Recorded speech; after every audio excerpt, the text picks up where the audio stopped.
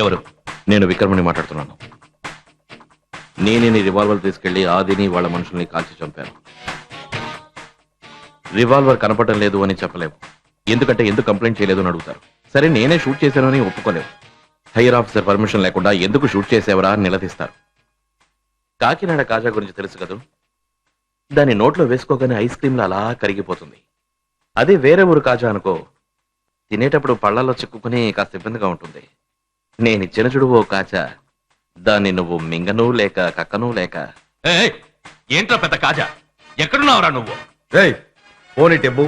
ఇవ్వు. Hello, minister speaking.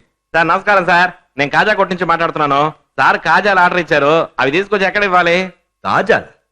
నీకు అసలు సెన్స్ ఉందా? ఈ టైంలో నీకు కాజాలు కావాల్సి వచ్చాయా? అది కాదు సార్, వాడు గొంతు మూసుకో.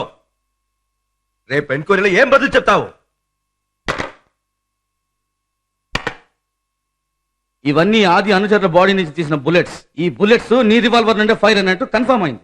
పై అధికారుల పర్మిషన్ లేకుండా నువ్వు ఆది వాళ్ళ అనుచరుల్ని ఎందుకు షూట్ చేశావు?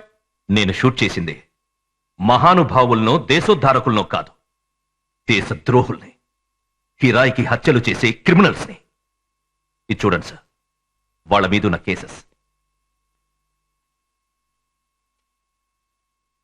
వాళ్ళని షూట్ చేయవలసిన అవసరం ఏమొచ్చింది? వాళ్ళు చేసే ఇల్లీగల్ బిజినెస్ గురించి నాకు ఇన్ఫర్మేషన్ వచ్చింది.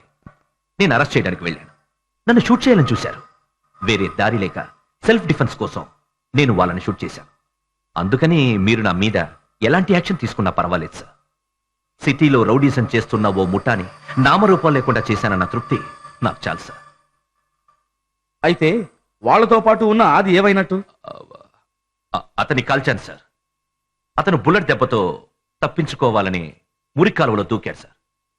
కానీ వాడు బతికే ఛాన్సే లేదు సార్, బాడీ కాలువలోనే ఉంటుంది.